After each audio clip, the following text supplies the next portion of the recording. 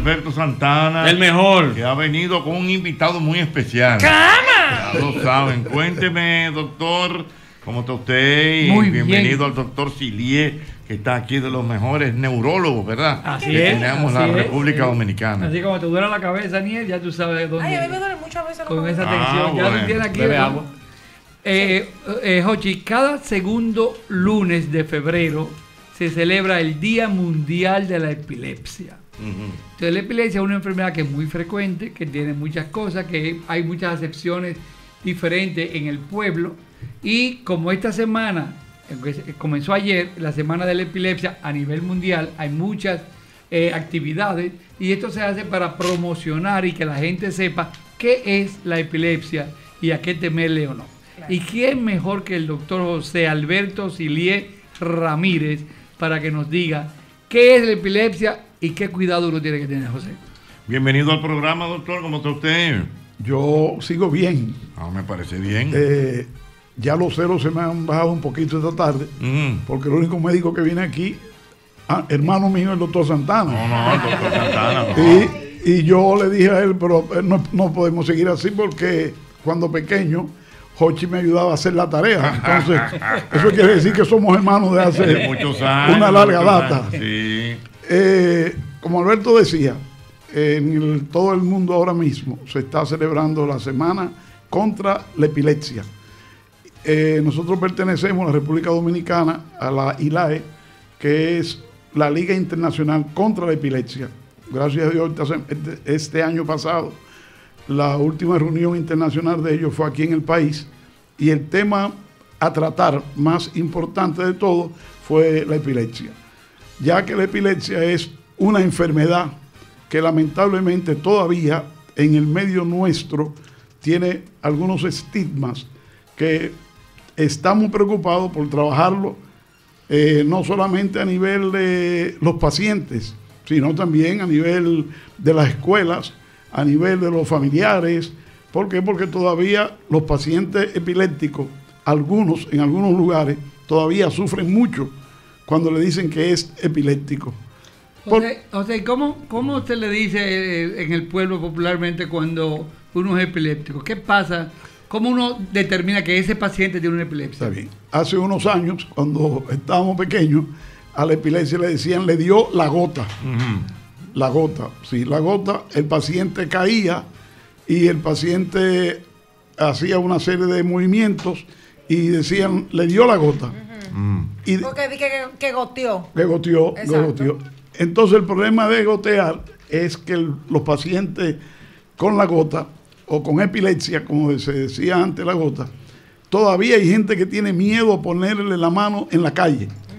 Todos nosotros, de una forma u otra, hemos visto pacientes con epilepsia en la calle, un familiar, un amigo, y el cuadro es un poquito embarazoso cuando uno lo ve por primera vez y cuando no está ligado a él. Una de las cosas que los familiares más miedo le tienen todavía es a la saliva que el paciente expulsa cuando tiene la convulsión, porque decía que la saliva se pega.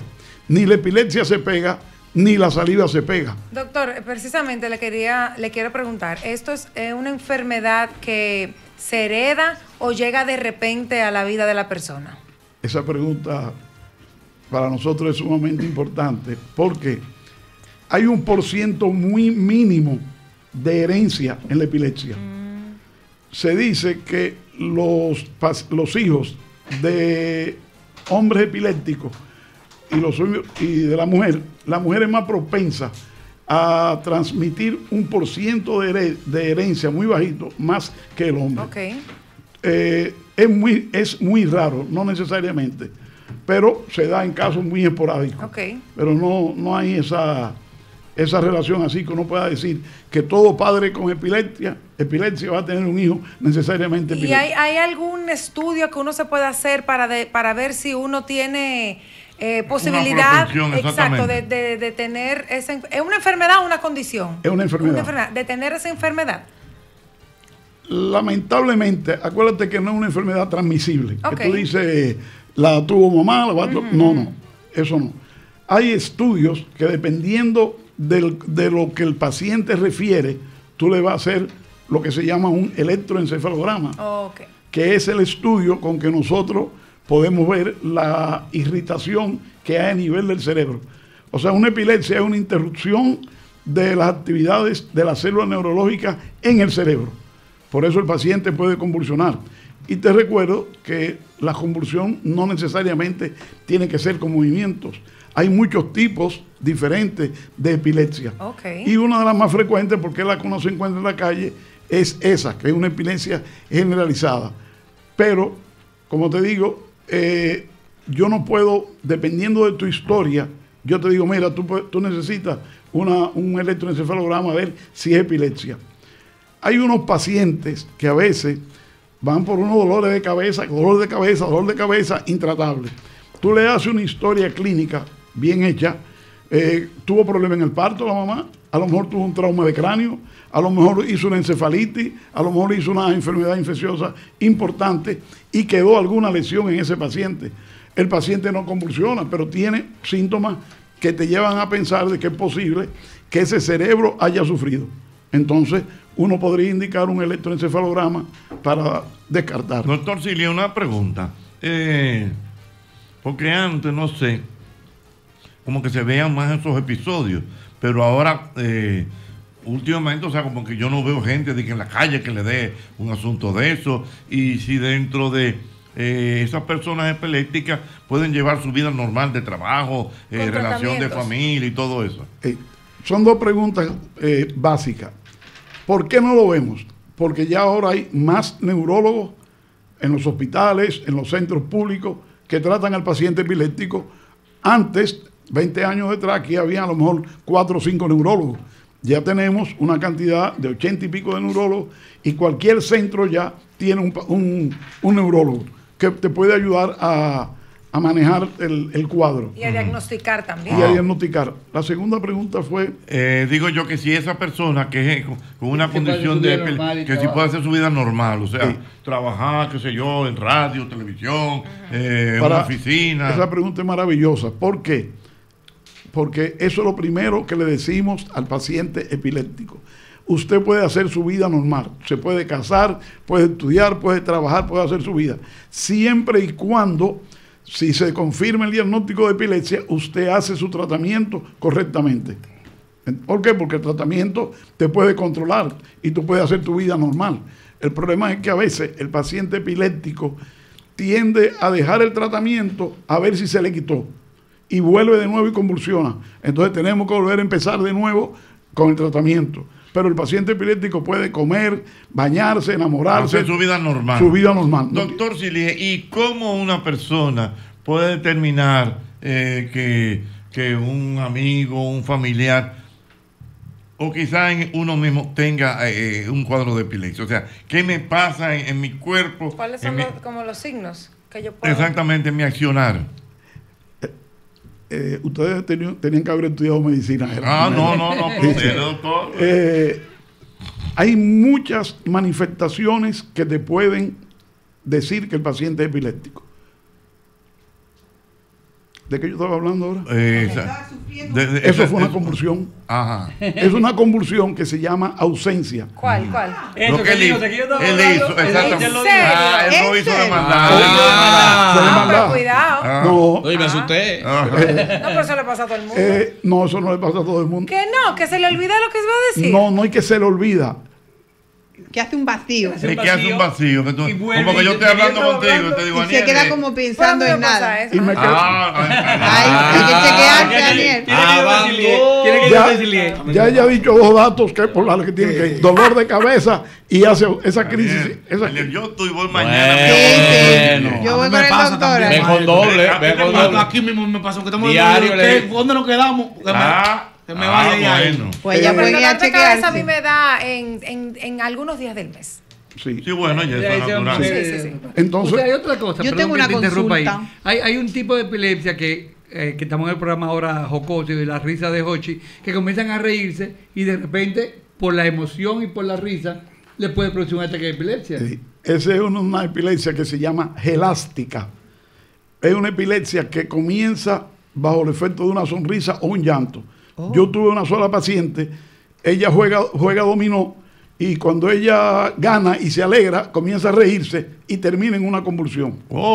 Ese tipo de epilepsia es más frecuente en niños, pero hay pacientes que llegan a la adultez con ese cuadro. Entonces, no le da una crisis constantemente, tú le haces los estudios, la diagnostica de epilepsia, pero como ella ve que no es algo que le da frecuentemente, no hacen el tratamiento. Pero la epilepsia, un alto número de pacientes epilépticos, bien tratados, dicen los libros que la epilepsia no se cura, pero llega un momento en que si tú haces un tratamiento correcto por 3, 5 años, sin crisis, nosotros consideramos que tú estás curado. Siempre con la salvedad de que el paciente entienda que tiene que cuidarse. Yo tengo una consulta, doctor. Yo tengo un tío que tiene un retraso mental porque al nacer, como dijo usted, tuvo un mal... o sea que no salió bien y tuvieron que usar forceps y entonces le quedaron síntomas de epilepsia. Y en mi casa nos han educado, no sé si qué tan cierto es eso o no, o será solamente por el tipo de epilepsia que sufre mi tío. Desde que éramos chiquititos nos enseñaron que si él sufría los ataques epilépticos, directamente le metiéramos un algo en la boca.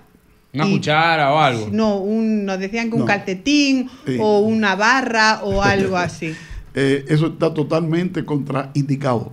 Lo correcto es si el paciente tiene una crisis, como nosotros decimos, convulsiva, se llaman crisis convulsiva tónico-clónica, porque el paciente te hace esto, ustedes lo han visto, se pone en redes y sí, por la lengua nos decían a nosotros. Entonces, si el paciente convulsiona y ustedes lo ven, hay que tratar de acomodarle la cabeza y ponerle la cabeza hacia un lado, porque si tú le pones una cuchara aquí, le puede partir la lengua con los movimientos. ¿O romperle un diente? Romperle un diente. Si tú le pones un pedazo de madera y el paciente en una deglución se traga la madera, no. Entonces lo correcto es desviar la cabeza hacia un lado y dejar que el paciente, porque una crisis convulsiva así no dura más de 1 minuto o 2 minutos. Eso pasa rápido. Entonces no es algo que va a acabar la vida. Es muy difícil que un paciente muera en una convulsión. Siempre le decimos a los familiares, si el paciente tiene epilepsia y convulsionó, dejarlo tranquilo hasta que pase la crisis. Si convulsiona 2 veces en el mismo momento, pasando media hora, 1 hora, hay que llevarlo al hospital. ¿Por qué? Porque en medicina hay un término que se llama estado epiléptico, que son crisis que no se detienen. Entonces, si el paciente convulsionó más de una vez en ese poco tiempo, hay que llevarlo al hospital. ¿Y lo de tragarse la lengua? No, nadie se traga la lengua. La lengua no se traga. Doctor, y en el caso de la convulsión febril, sí, que eso le da mucho a los niños, sí, no sé si le da a los adultos, pero a los niños, en el caso de eso, yo sé que yo tengo amigos que le ha pasado lamentablemente a sus hijos y se ponen en un estado de shock que tú dices, no sé qué hacer. Sí. Hay muchos niños en el país que hacen esos cuadros febriles. ¿Qué se hace ahí? Número 1, como dijimos al principio, una buena historia para saber qué pudo haber traído esa convulsión, porque no necesariamente la fiebre. Ahora, la fiebre estimula el cerebro para que el niño que tiene la lesión pueda convulsionar más fácil. No sé si me explico. Entonces, ¿qué se hace en ese caso? Enseñar a la madre a que utilice los antiepilépticos, los medicamentos para bajar la temperatura y que trate de mantenerlo lo más estable posible y llevarlo al médico para uno entonces hacer la historia y decirle, mire, su hijo por la historia clínica que tiene es propenso a un día ser epiléptico. Entonces, si esas crisis se presentan fuera de un cuadro febril, hay que hacerle todo como si fuera un paciente epiléptico. Muy bien. Wow. Estamos aquí hablando con el doctor Sillier, neurólogo, que está con nosotros, acompañando a nuestro querido doctor Alberto Santana. Ortega le está mandando saludos. Eso te iba a decir que hay 2 amigos tuyos que están en comunicación. Ortega, cariñosamente Pachín, y José Eduardo Valdés Alviso. Sí, que te manda saludos también. Están en sintonía. Buenas. Buenas noches. Buenas noches. Yo tengo 49 años. Yo he tenido periodos de convulsión, siempre de noche, siempre durmiendo, y solamente ha sido la primera vez cuando yo tenía 25 años, porque yo estaba embarazada de mi hija, y la segunda vez yo estaba parida de mi bebé de 3 meses. Entre uno y otro, no sé si me llegó a pasar alguna vez, porque siempre es durmiendo y yo no lo recuerdo. Ahora ya yo sé identificar exactamente por el tipo de dolor que me da y es ¿De dónde tú me hablas primero? Santiago. Santiago. ¿Y cómo tú te das cuenta que tiene un cuadro de epiléptico si está durmiendo? Esa pregunta. Porque las 2 veces yo estaba casada. Ya. O sea, el compañero le dijo. El compañero ve la crisis. A ella hay que recomendarle algo. Y es bueno que lo digamos. Si usted hace una crisis convulsiva, una sola, no se pone tratamiento inmediatamente. ¿Por qué? Porque no sabemos si el paciente va a convulsionar en 20 años. Entonces tú no puedes poner... Ahora, si ella hizo una primera crisis y pasó un largo tiempo sin hacer más crisis, entonces ese es un paciente que podemos observarlo diciéndole que debe de tener cuidado. Pero ella tenía un embarazo. Todo su organismo, si ella tiene un foco epileptógeno, ¿qué es un foco epileptógeno? Cualquiera de los que estamos sentados aquí puede ser epiléptico y no lo sabe. Usted puede tener un foco epileptógeno. ¿Qué es un foco epileptógeno? Una área del cerebro que se puede disparar en un momento. Tembló la tierra. Alberto Santana se asustó y convulsionó por primera vez. Es posible que ahí el foco epileptógeno se dispare. Fíjense que ella estaba embarazada. Ya el organismo de ellos, el metabolismo de ellos, había cambiado por el peso, por la necesidad de cuidar a la criatura, todo eso. Entonces es posible que esa paciente tenga un foco epileptógeno, pero si ella se cuida y ella no tiene tantas crisis, ni solamente ha tenido 2, es un paciente que nosotros le hacemos un electroencefalograma, confirmamos que tiene epilepsia y le decimos los cuidados que tiene que tener. Muy bien. Doctor Sillier, me da un par de minutos para oír el boletín de las 7. Tú tienes una pregunta. Sí.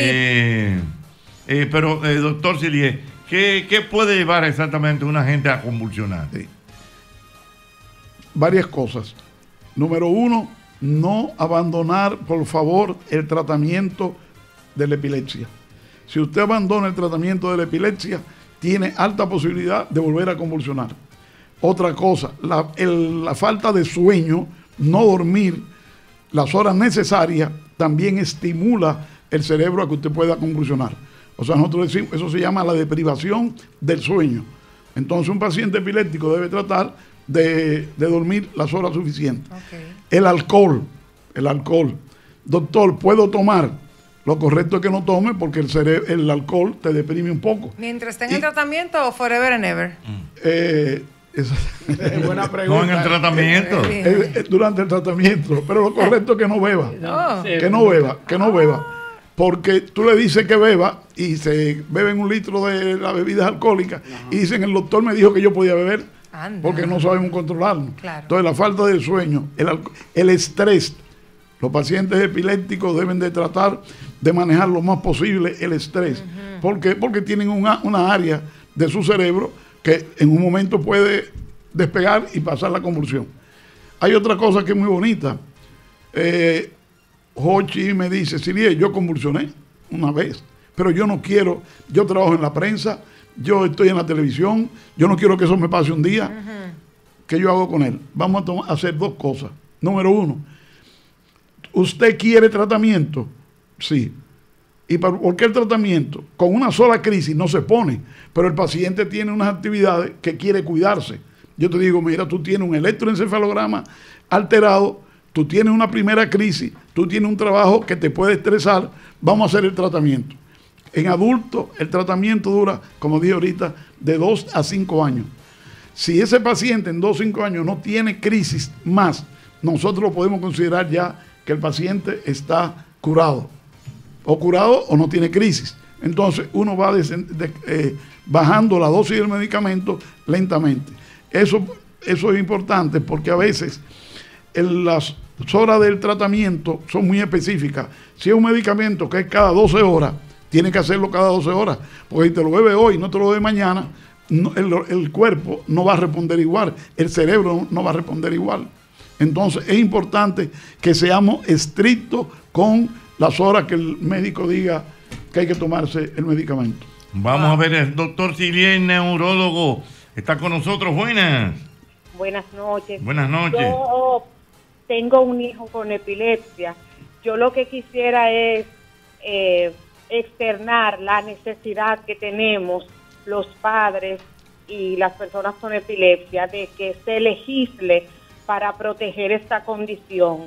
No es posible que si al momento de nacer hay una eventualidad y consecuencia de eso el bebé tiene un foco de epilepsia, el seguro te diga que como el niño nació con esa dificultad, te lo desprotege. Y entonces, ¿qué hago? Con unos medicamentos sumamente caros, las pruebas, el nivel en sangre de esos medicamentos hay que pagarlo en dólares a los seguros médicos, a los laboratorios que envían la muestra a Estados Unidos. Están desprotegidos los pacientes con epilepsia. Yo he notado que hay muchos niños con síndrome de Down y autismo que son hijos de personas de los medios de comunicación, pero nunca he oído que en esos llamados y en esas actividades se incluyen los niños con epilepsia. Son niños hijos de nadie, son niños que no existen en esta sociedad. Es solo expresar eso. Muy bien, bueno, ahí está un comentario, doctor Sidier. Yo quiero felicitar a la persona que llamó. Esa llamada es para, no solamente para los neurólogos, también para el gobierno, para el Estado. ¿Por qué? Primero, ella dijo una cosa, que a veces el niño nace con problemas y no se lo dicen. Pero lo correcto es que si el niño nace con algún problema que pueda mañana desencadenar la epilepsia, lo correcto es que el médico le diga, mire, su hijo nació con force, su hijo tuvo problemas al nacer. Ese niño hay que cuidarlo porque mañana podría tener sus crisis. Pero lo que ella dice es parte de la lucha que nosotros tenemos en contra de la epilepsia. Estamos necesitados de que los pacientes epilépticos sean más favorecidos por el Estado con los medicamentos. ¿Cómo se consigue eso? Que en todas las boticas populares haya medicamentos contra las epilepsias. Años atrás eran 2 o 3 medicamentos, pero ya hay una cantidad inmensa de medicamentos para la epilepsia. Algo que yo quiero decir, que quiero que esa señora lo oiga. No todas las epilepsias llevan el mismo tratamiento. Nosotros le enseñamos a los pacientes con hijos epilépticos que por favor, si pueden grabar el momento de la crisis, es importante. ¿Por qué? Porque la crisis, si es una crisis que puede ser de ausencia, puede ser de cualquier tipo, nosotros sabemos mejor qué medicamento puede actuar en ese caso. Lo que dice ella también es verdad. Los medicamentos de la epilepsia, a veces hay que hacerle prueba al paciente para ver cómo está el nivel en sangre. Y son muy, muy caros. Y lo que ella dice, hay que mandarlo a los Estados Unidos. Entonces, eso es un tipo de ayuda que nosotros queremos de ver de qué forma el Estado nos ayuda a que esas pruebas mañana se puedan hacer aquí.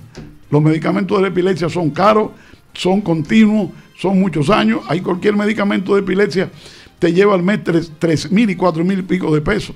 Una gente pobre no puede llevar el tratamiento. Entonces tú le puedes poner un medicamento, te compran 5 pastillas, el paciente tiene un mes que no convulsiona. Vamos a probar a ver. Entonces ya lo que mencioné anterior, hay que volver a comenzar con el tratamiento de nuevo. Entonces eso es importante que lo tengamos pendiente. O sea, y el nivel en sangre de los medicamentos es muy importante. Yo no sabía que el seguro no cubría ese análisis de sangre. No. No lo cubre. No. Bueno, ahí el seguro médico y SENASA debería recapacitar, porque si uno puede quitarle los medicamentos dependiendo del nivel en sangre que tiene ese paciente, pues el costo sería menor. O sea que cubriendo ese examen en sangre podríamos controlar no solamente la enfermedad, sino también la cantidad de medicamentos que ese paciente va a necesitar, y sería un costo menor para la familia. Sería lo ideal. Lo ideal. Estamos conversando con el doctor José Sidier, neurólogo, acompañando al doctor Alberto Santana. 3 últimas preguntas. Viene la primera. Buenas. Saludos, buenas. Buenas. Desde New Jersey llamando. Desde New Jersey. Venga, New Jersey. Yo estoy llamando porque a mí me diagnosticaron con la que él comentó ahorita, sobre la que hay uno hablando como las cosas como que se le olvidan. Ajá. Y tengo un proceso de pastillas y eso, me la mandan de Santo Domingo. Pero lo que yo quería saber era si ese tratamiento yo tengo que llevarlo a largo plazo o por el tiempo que me dijeron que lo bebiera, que fue en 6 meses. Doctor. Sí, ese tratamiento, si ya tú eres adulto y continúas con esa crisis, no menos de 3 a 5 años tiene que hacerlo. Entonces, anualmente te hacemos un electroencefalograma para ver cómo ha ido la crisis. Porque si el primer electro te sale alterado y vemos que el segundo y el tercero salen normal y tú tienes 3 años o 4 sin crisis, podremos pensar que podemos ir retirando el medicamento con mucho cuidado. Eso no se puede quitar de golpe, porque entonces el cuadro puede revertir. Entonces te toca un tratamiento no menos de 4 a 5 años, llevando el tratamiento al pie de la letra. Una cosa muy importante, yo oí que tú dijiste que el médico te dijo 6 meses. Eso es para que tú vayas nuevamente, él te reevalúe, pero no es que 6 meses es el tratamiento. Como dijo el doctor Sillier, es de 3 a 5 años.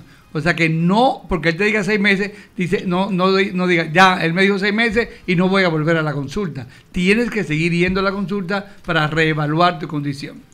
Segunda de 3 al doctor Sillier. Buenas. Buenas. Saludos. Hermano, mi pregunta es, No, mi padre... lamentablemente no se oye bien. Buenas. Buenas. Sí, buenas. Buenas. Yo tengo una duda para ese tipo que tienen, esas personas que tienen ese tipo de condición. Preguntarle al doctor si allá en República Dominicana existe como algún método para identificar, por ejemplo, esta señora que llamó estuvo diciendo que su esposo se daba cuenta del episodio y eso, pero quizás no todo el mundo tenga la capacidad de identificar cuando alguien tiene un episodio, y yo he visto que acá en Estados Unidos hay algunos como identificación, unas pulseras, o creo que hay un collar, no sé, algo como que indica que esa persona sufre de ataque epiléptico, y si tú lo ves teniendo una crisis en la calle o lo que sea, tú ves ese indicador y tú puedes saber cómo manejarlo y eso. ¿De dónde tú me hablas? Desde la Florida. La Florida. Yo entendí claro lo que él dijo. Si aquí no hay alguna... Un brazalete que te diga, por ejemplo, que esa persona tiene esa enfermedad en caso de que... Yo les recomiendo a los pacientes míos que tengan en su cartera el teléfono de un familiar y la condición por la que sufren. Porque a veces el paciente convulsiona en la calle, tú puedes revisar y decir, mire, llame a fulano de tal si tengo tal crisis.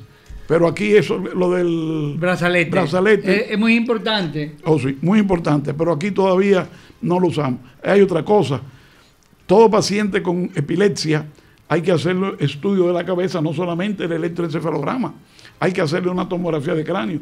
Y una salvedad, hay epilepsia que no responden al tratamiento por más cosas que tú le hagas. Se llama una epilepsia refractaria, es el paciente que no responde. A veces esos pacientes llevan 3 y 4 medicamentos para la epilepsia, que no lo soporta ninguna persona de escasos recursos. Y a veces es tan importante que a veces son epilepsias que pueden ir a cirugía. No todas las epilepsias van a cirugía. Hay especificaciones muy claras de qué tipo de epilepsia puede ir a cirugía.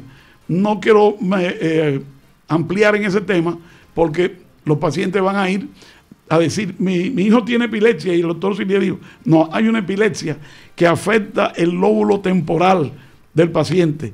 Esos pacientes que hacen unos cuadros muy difíciles podrían ir a cirugía, pero hablar de cirugía, eso toma tiempo, hay que examinar bien el paciente, hay que ver el tipo de crisis, hay que ver hasta dónde se está empleando el medicamento, en la dosis y el medicamento correcto que lleve el paciente. Una última pregunta para el doctor Sillier. Buenas.